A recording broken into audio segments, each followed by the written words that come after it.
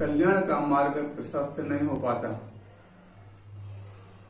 वह भव्य जीव अपने मार्ग को प्रशस्त करने के लिए आत्म शक्ति की जागृति की आवश्यकता होती है। दुनिया के लोगों के अंदर तन की शक्ति है, मन की शक्ति है, लेकिन अंतस चेतना की शक्ति नहीं होती है, तो वह अपने पथ से विचलित हो जाते हैं। और पहली बात तो उस पथ की ओर बढ़ ही नहीं पाते, अगर पथ की ओर बढ़ते हैं तो विचलित हो जाते हैं। किंतु जिसके अंदर तन की शक्ति ना हो, मन की शक्ति ना हो, किंतु अंतस चेतना की शक्ति होती है, अंतस चेतना की शक्तिवान अपने मन को भी वश में करते हैं, वचन को भी वश में करते हैं और काय को भी वश में कर लिया करते हैं। इसीलिए हम जब भी कहीं आपने सुना होगा, शास्त्रों के अंदर ये उल्लेख आता है, किसी भी व्यक्ति के लिए सांसारिक कथन की बात आती है तो उसमें कहते हैं मन वचन काय को वश में करना चाहिए। लेकिन जब आचार्यों ने शास्त्रों का उल्लेख किया तो वहां पर मन वचन काय नहीं, बल्कि काय वांग मन कर्म योगा, काय वचन और मन को वश में करने की बात कही। तत्वार्थ सूत्र का सूत्र आपने सुना होगा, अर्थात पहले काय को वश में करना होगा, फिर वचन को वश में करना होगा, फिर मन को वश में करना होगा। क्रम से हम काय वचन और मन को जब वश में करते हैं तो हमारे अंतस चेतना की जागृति अवश्य हुआ करती है। अपने इस संयम के पथ को प्राप्त करना पहली बात तो बहुत बड़ा सौभाग्य का काम होता। जब कहीं पूर्व के कई जन्मों का पुण्य उदय में आता है, तब कहीं जीव के लिए पहले तो ये सभी प्रकार के साधन संपन्न प्राप्त होते। आपने सुना होगा, जब सम्यक दर्शन की प्राप्ति होती है तो सम्यक दर्शन की प्राप्ति करने में ही पहले 5 लब्धियों की आवश्यकता है। क्षयोपम, विशुद्धि, प्रायोग, देशना, प्रायोग और अंत में कर्ण लब्धि। तो सबसे पहली लब्धि ही क्षयोपम लब्धि है।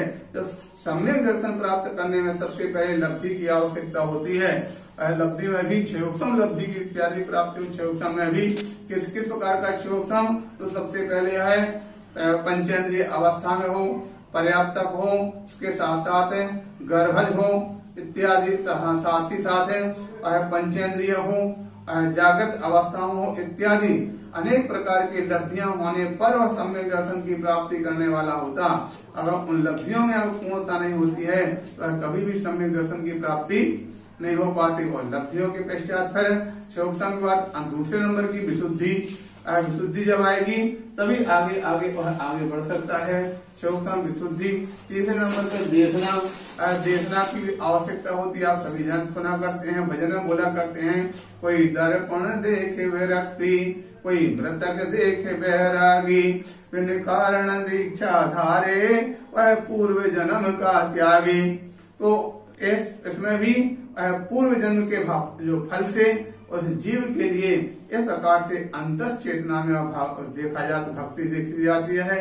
कई बार देखा जाता, सुना जाता, एक बच्चा वह है कोई पहले छोटी सी अवस्था से, बालावस्था से ही देखता है संतों साधु संतों को देखकर उनके पीछे भागने लगता।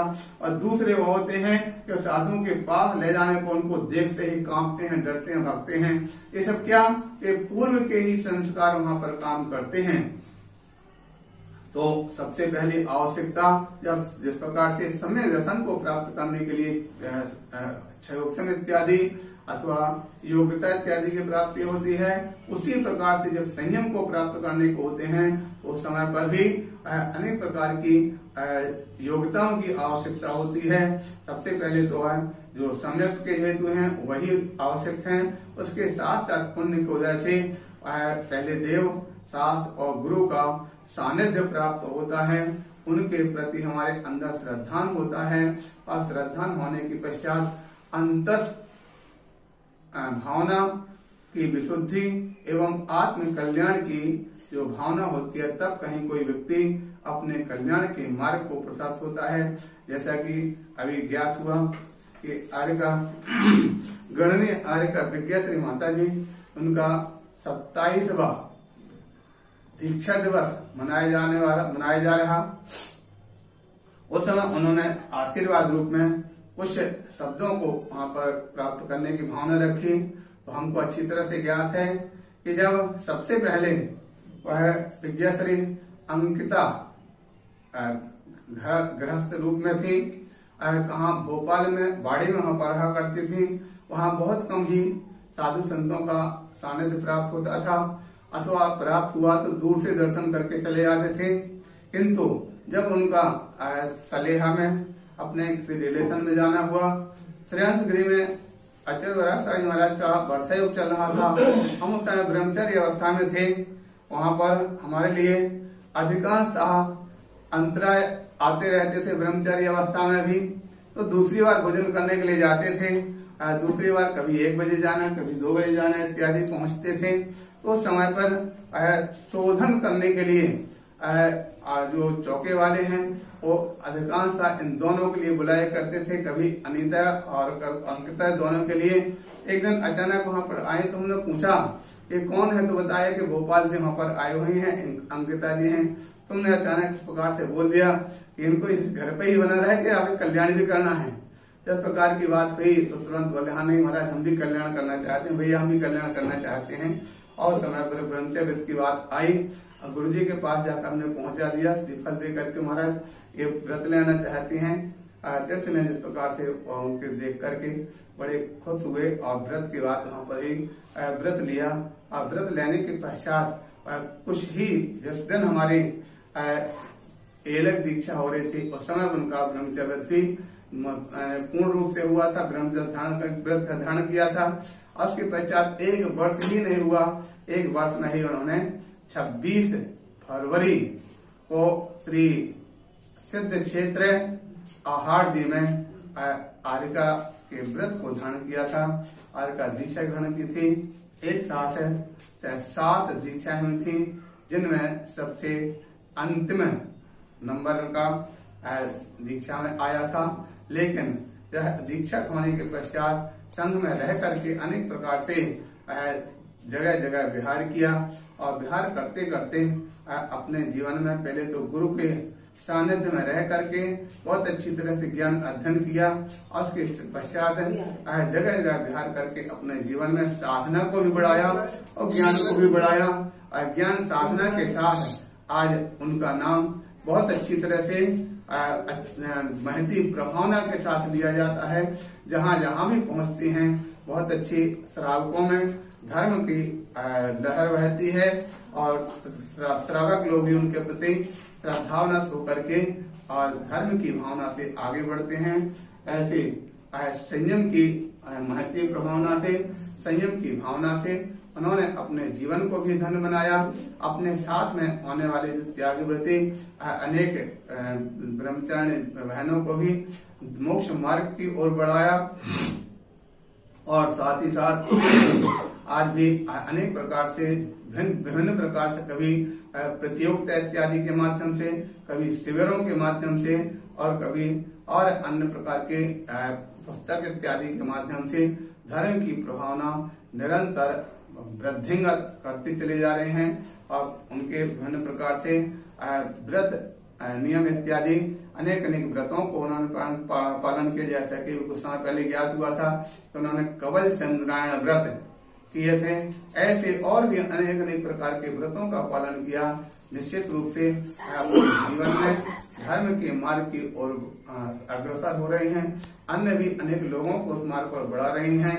उनके लिए हमारा आशीर्वाद है।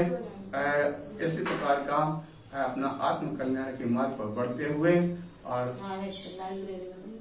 अभी उसके बाद अभी ज्ञात हुआ था कि उन्होंने एक बहुत बड़ा अच्छा काम अपने ऊपर लिया है कि जितने भी अपने प्राचीन शास्त्र हैं अथवा जैन आचार्यों के द्वारा रचित शास्त्र हैं, उन सारे शास्त्रों को क्या बोलते हैं यूट्यूब अथवा जो पीडीएफ फाइल हैं, उन फाइलों को एकत्रित करके बहुत बड़ी लाइब्रेरी बनाने का अपना संकल्प किया और उसमें बहुत से लगभग 20,000 करीब शास्त्रों को एकत्रित कर चुके हैं और निरंतर आगे बढ़ रहे हैं। इससे सिद्ध होता है कि उनका देव शास्त्र और गुरु तथा धर्म की भावना से अपना बहुत अच्छा योगदान चल रहा।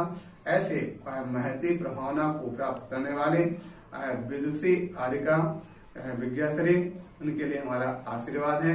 हमेशा इसी प्रकार से अपने मोक्ष मार्ग को प्रशस्त करते हुए आत्म कल्याण के पथ पर प्रशस्त हों, इस प्रकार के भावना हमारी आशीर्वाद है कि हमेशा प्रगति की ओर बढ़े और समय समय पर अपने देव शास्त्र गुरु के प्रति श्रद्धा भक्ति दिखाते हुए अपने पुण्य का अर्जन करें तथा इस भाव को पार करके हुए अगले भाव में पहले देवगति में इंद्र पद प्राप्त करके अगले भाव में मुनि पद को प्राप्त करके मोक्ष के मार्ग की राही बने।